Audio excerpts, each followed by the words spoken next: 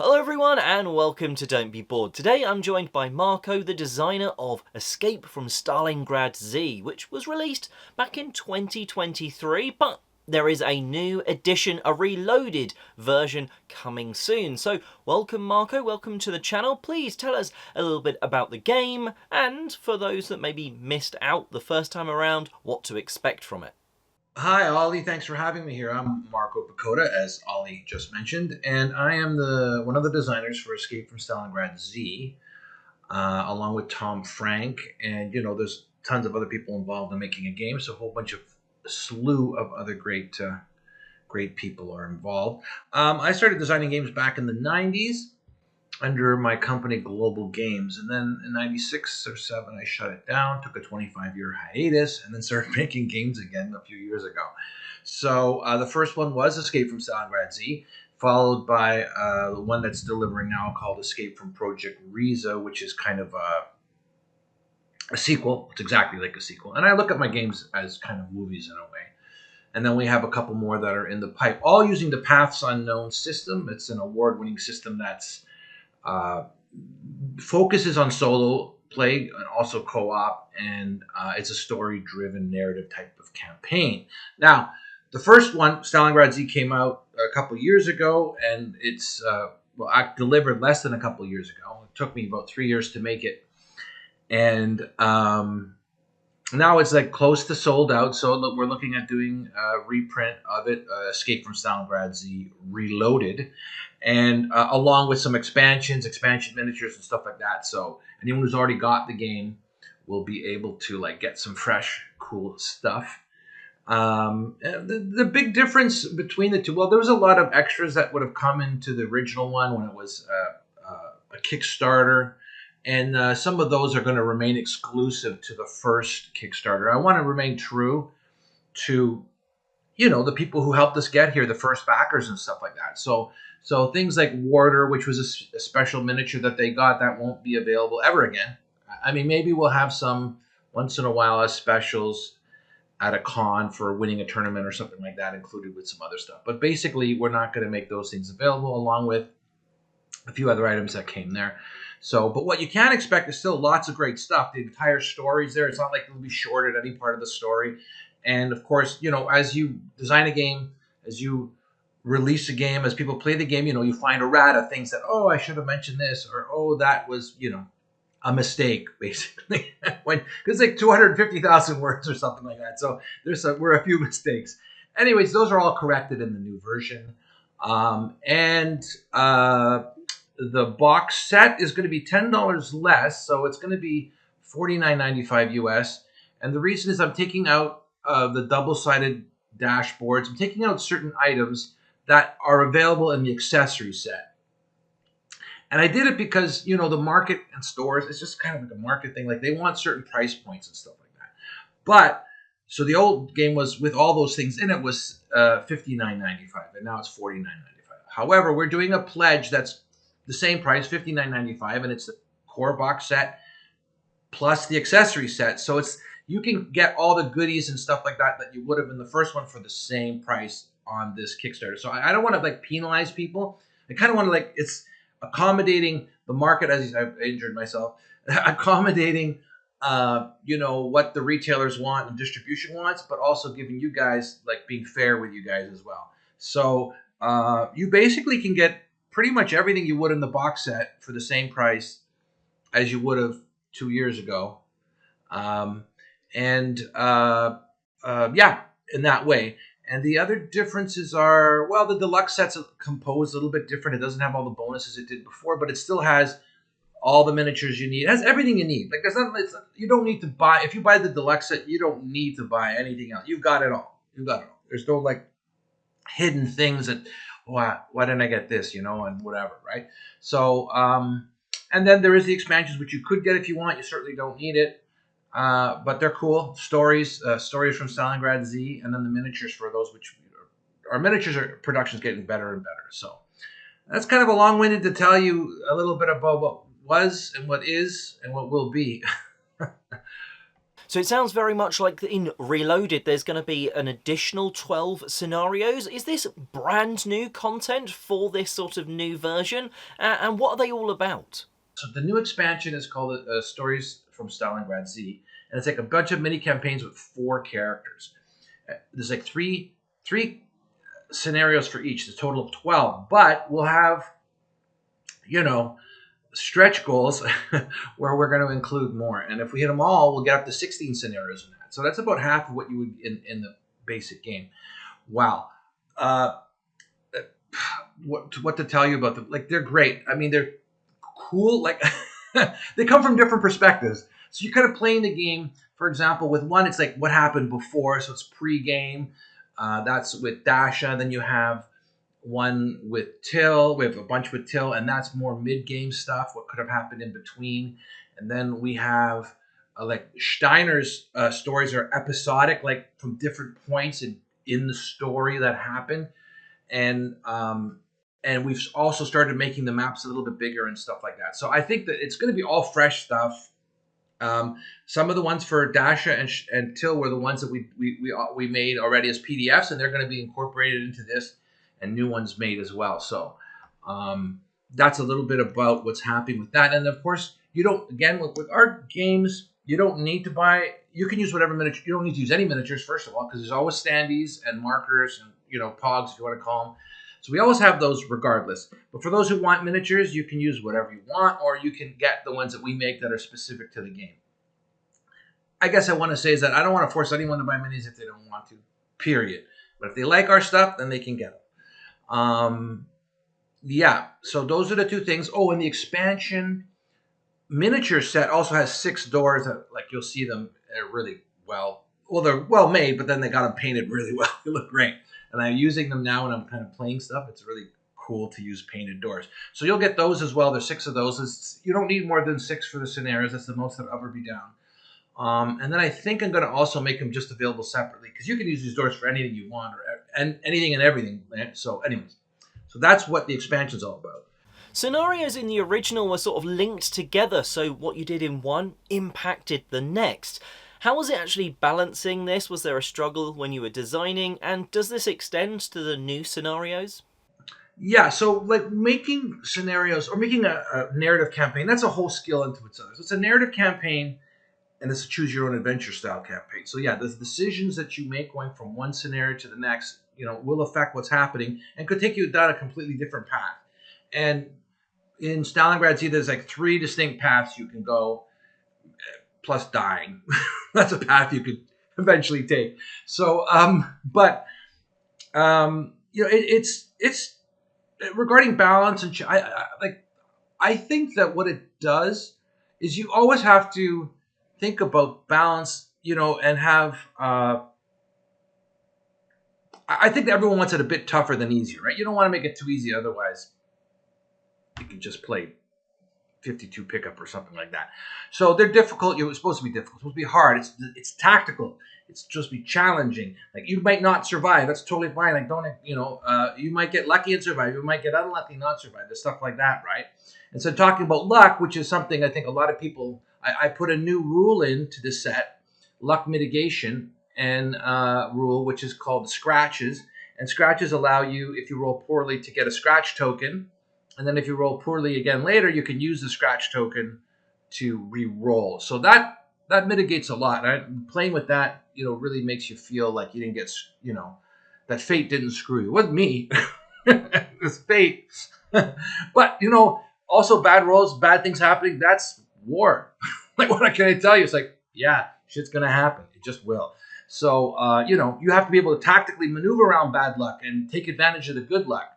So I'm not one of those people who are like, luck's no good. It's supposed to be in games or whatever. No, life is luck. Like, did you happen to meet that person who will become your first love at that bar, or you didn't? Like, who knows? So anyways, challenging, yes, but I love it. I love challenging, designing those things. And that's what makes it like interesting and fun to create it, to create stories that are in it. But the fact that it exists, that there's a structure in a way, like as we create a matrix, that makes it easier because we know kind of how it's planned out, and having it planned out helps answer some questions when they come up. So parameters, any sort of art that you create that has parameters will help answer questions as to what to do next. Often it helps really well. So that's where we came from on those. I do very much like it when games have some mitigation for some of your luck. Some of those bad luck moments that would otherwise be like, I'm just keep getting this bad luck. Then it sounds like you found a nice balance where players will still get bad luck and have to roll with it, but at other times they'll get some good luck and, well, hopefully be a little less sort of felt like they've been beaten down. Now, you designed the game for co-op and solo gameplay. What sort of any differences between them, and was there anything design-wise that you had to do differently for the two? Stalingrad Z is designed to play solo and co-op. They play both perfectly fine. You know, your decision making will then it's truly co-op. So when you're playing co-op, there isn't like, you're going to win over your buddy. You both want to win. You're surviving a zombie apocalypse trying to escape from a war-torn city that's on fire. So like everybody isn't going for themselves. It's about how can we do this together? Because next scenario, next mission, next time, if you're by yourself, chances of surviving are very low. You never know, but they're low. So, the play experience as far as tactically, is pretty much the same. Although, of course, you're going to have to take into account what your partner does. I mean, if you're working together and kind of, you could play the game so you don't talk to each other unless you're within a certain amount of squares, for example, because let's say, if you're not in line of sight of them, you can't talk to each other to do stuff because in real life you wouldn't have seen it. It's kind of challenging that way. So sometimes that'll cause you to like move so that you can like, okay, you shoot that guy and I'll shoot this guy or whatever, right? And then it just feels more real. So that's an interesting aspect of playing co-op that you won't get from solo, because when you're doing solo, you know exactly what you're going to do and you control everything. When you're doing co-op, sometimes you might not have 100% control. So tactically, in that way, that could make it different, right? And both are enjoyable. And of course, when you're playing with your friend, you'll have the triumphs and you'll have the sadness. Hopefully they don't die. They do die. They turn into zombies, basically the same turn. And then if you don't kill them, then every scenario they come back until you kill them. So you basically have to figure out how to kill your friend. It's not easy, but you got to do it. Now that is some serious consequences that you may have to deal with, and it's a really cool example. I'm sure people just hearing that will know if that's something they're going to want in one of their games or not. Now, talking a bit about designing a game, what's a tip that you would give to a first-time board game designer? So I get a lot of questions from designers. Sometimes I do podcasts like this one and other ones, so people ask me stuff, and they ask for what would be a good tip for a first-time designer. I'm going to tell you exactly what to do, in my opinion, for your make a game that's on one page. The rules are on one side, and on the other side, there's the game. And then maybe you can add dice and pogs or stuff. Make that game. Make the game that's one page and fun to play. Make it. Just make it and make it work. And then the accomplishment of making that work. And of course, it's not like just because it's shorter, it's super easier. But it is easier because you've got the restriction of doing it on one page. So it's like makes your mind work. And what you're going to get out of that first is the satisfaction of creating a game. Like I made a game. Then publish it, give it away, make people have it. Like go on to the PNP pages and say, I got a one-page game, and tons of people will check it out. You'll start getting input. You'll be working on your writing style. People might comment on it positively or negatively, like, oh, you went on and I wasn't sure what you were talking about, so like, okay, I need to be more succinct maybe. Or it's like, it didn't explain how to do this, that, and the other thing. You're like, oh man, I didn't. I know in my mind I did it, but it wasn't on the paper, and it starts training you. So make a game that's one page. I did. It's called Kill Zombie Kill. You can find it if you search it. I think you'll find it. And it's a one-page game that uses dice and it's dexterity. Well, I know you can check it out. So you can make a game similar to that, or make it whatever you want. But so my advice is make one game on one page. Period. That's what I say. And then from there, keep going. Maybe make it 2 pages. Well, you'll know after you do one game on one page, you'll know so much more than before you made that. And if you're in the middle of designing a game, not keep working on it, but maybe stop and do the one page. Just work on that. Do it over a weekend. Get drunk if you want to do it. Who cares? Or high or whatever. However your method is, try it out. You can do it on a weekend. It may not be the greatest, but you'll have something and it'll be a thing to work on and do. And you'll come away with a lot of knowledge based on finishing one page, one game. All right, so that's that. I think that's a really cool tip, having that small one-page limitation and actually following through the entire game design. I think that will help a lot of people out, and a cool tip that I don't think we've heard from a designer before. So thank you very much for that one. Now, after this, where could people go to find out a little bit more about Escape from Stalingrad Z Reloaded? So Escape from Stalingrad Z Reloaded is relaunching April the 15th on GameFound. It's, like I said, has a bunch of new expansions and stuff. It'll have some other add-ons. There'll be a link, I'm sure, at the bottom of the video where you can go check it out. You can sign up. Oh, there's a free zombie Rommel. So if I don't know if you're a World War II buff or even into, you'll know who Rommel is. He's a desert fox. So he was in North Africa. Here we are in Stalingrad giving away a free zombie Rommel, who's from Africa. Like not from Africa, but his big theater of operation was in Africa. So like some people going, why are you giving away Rommel in Stalingrad? It's winter time. It's like completely removed. So I want to let everyone know now that the zombie Rommel is kind of like foreshadowing the next game in the series. And the next game after, so you've got Stalingrad Z, you've got Escape from Project Riza, and then the third game, which hasn't seen the light of day, it's in the background being worked on a little bit, is Africa Corps 41, and it's basically set in North Africa. It's a prequel to Stalingrad Z. So if you think about it as movies, you got a movie, then you watch this, then you might watch the next movie, and then oh my God, the origin story or like that. So he's kind of like a teaser for the prequel. Anyways, he's free if you sign up, and then you kind of back it. So check it out in the link somewhere below, I'm sure. A little glimpse into the future perhaps there with that sort of sign-up bonus. So if you're interested, maybe that is certainly worth signing up and to be notified for launch, etc. And well, before we go, a little fun one for you that I like to ask the designers that come on. What board game would you say has the best box art? I have to say I do love my board game art by Riccardo Federici. I think it's very like it's really engaging and tells a story. You should check out all the covers, the 3 covers, and even the one that for the Cats of Mont Saint Michel. That's another one that we did by Omar Ray, and that's a great piece too. But okay, so I really do love mine. Like genuinely, I think if you see them, you'll know why. But I think as far as great art for me, I've been gaming since I was a kid for over 40 years now, and I think something like even the original Space Hulk. I mean, I'm not saying it's the best art or whatever. It was good art still. I mean, GW did, but it's just it goes back to a time, and it has those memories that are cool. Even Titan, like I don't know if you guys have ever played Titan. The art's cool. Whatever. Oh, like the Car Wars. Not the best art, but so it's not to me what has the best art. It's what, for me, anyways, has the most pull. Resonance because it comes from my childhood. Illuminati, a lot of old school stuff, even the old school D&D covers, like the one where the player's handbook where they're pulling the gem out of the eye that's pretty awesome. It takes me back. Good times.